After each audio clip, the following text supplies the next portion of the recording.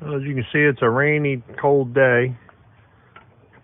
Welcome back to the shop. I'm Kevin, and I'm finally going to get the oil changed on this excavator. I know I keep talking about it, and something always pops up and I don't get it done, or I pull it out and put it on the job. I've got one more job to do this year, a house demo and a basement to dig, and then I'm going to fix a few things on it, but I really need to get this oil changed before it goes back out of here. And this machine, believe it or not, will be 20 years old this coming summer.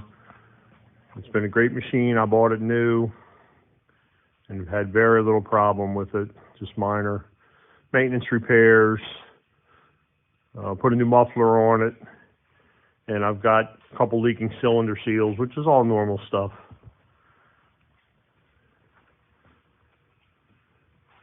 Let's see if we can't get the oil changed and get it prepped to go out of here tomorrow for its last job of the year. I don't know if you can hear that outside, but it has literally started downpouring since I came in here, so it's definitely a good time to do this.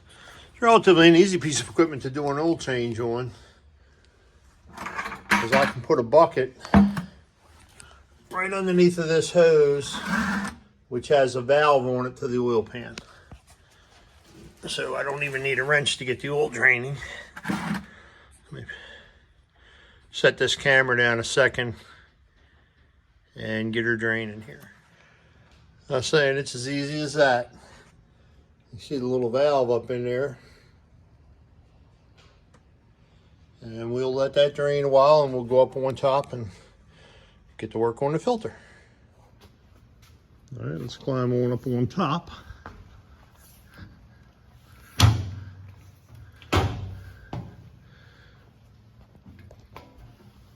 And this here is the oil filter. It's actually got a little valve on the side, a nut that I can turn that will allow the oil from the filter to drain down another hose into a bucket, so that you don't get, and I'll punch a hole in this to let some air in, but you don't get the filter being upside down like that. If you just screwed it off, it would make an unbelievable mess. So this is really well thought out. The oil changes on this machine are very simplified. So let me get a tool. You can see the new muffler I put on last year. I will get a tool and open this up, and then we'll let it drain for a while I get into something else for a while and let it get a good drip drain. All right, one little thing I do is I like to write on one of the engine covers. It takes 4.6 gallons, and the bleed nuts on the oil filter are 24 millimeter. So I don't have to guess, don't have to carry a whole box of wrenches up there.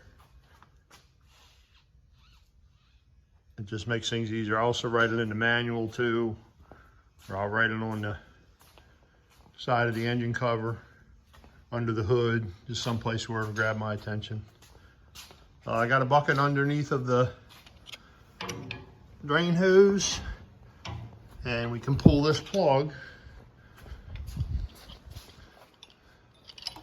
I need to get an old man pad to kneel on for my knees.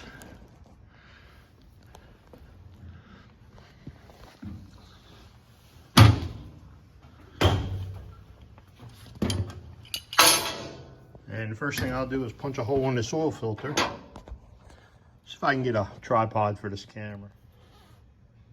There we go.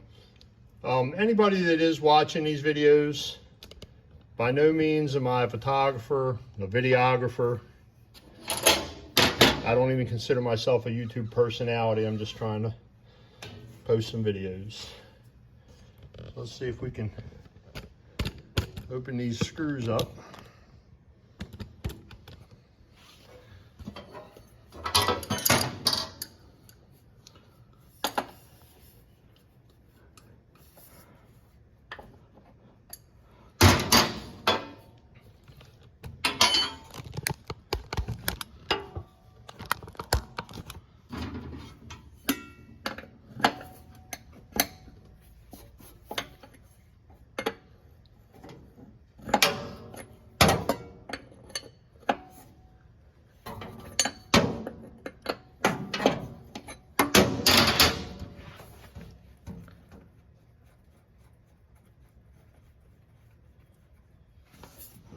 Punch a little hole in the top of the filter. That'll let a little air in. And I'm going to take the filler off. That'll let a little air in also. Go down below and see if she's draining.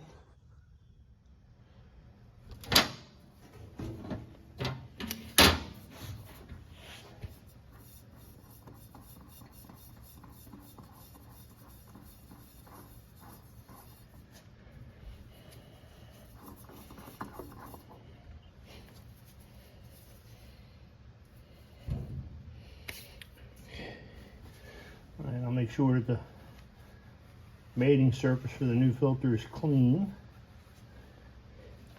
What I did is I rubbed some new oil around here. I know some guys will rub the two filters together.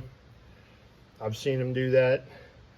I just don't want to take the chance of a piece of dirt or some contamination being on there. I always just stick my finger in the new oil.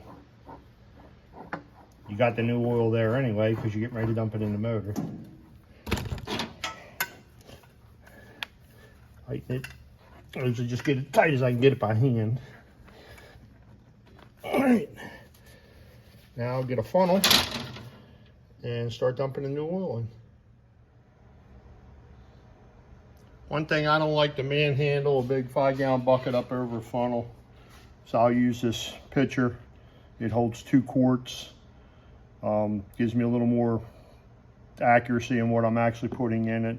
And I just know that I need 4.5 gallons. So that basically be 4, 8, 12, 16, 18 quarts.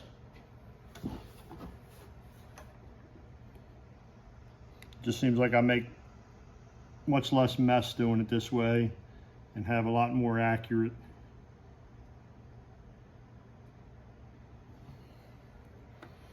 idea of what I'm actually putting in.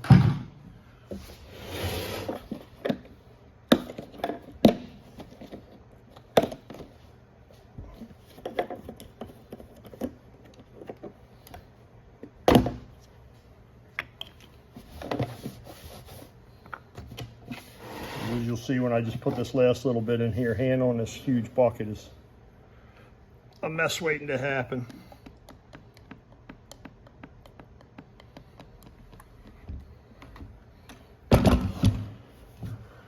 See what I mean? That's 2 more. That's 8 quarts so far.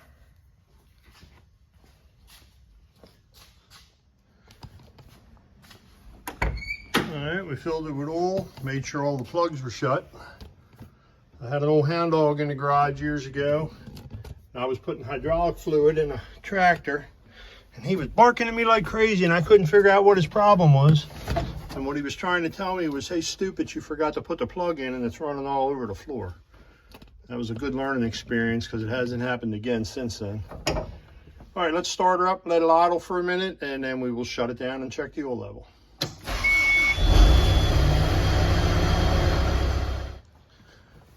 Okay, I'll let the engine run. Checked for leaks. Oil level's been checked. I wrote the hours when it was changed on the filter.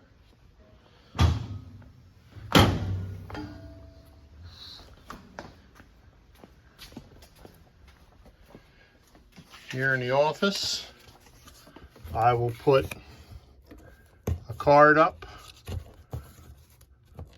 on the service board when the next oil change is due. I wrote information in the book. I keep a binder with everything in it for each piece of equipment. And if you want to be organized in your shop, invest in a good label maker. Because what I also do is I bought some clear label tape.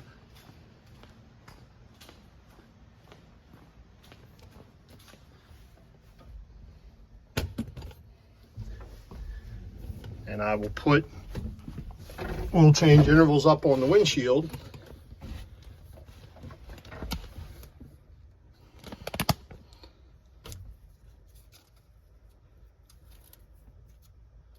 where I can keep an eye on them. So with all these redundant messages, it'd be pretty hard for me to get behind on an oil change.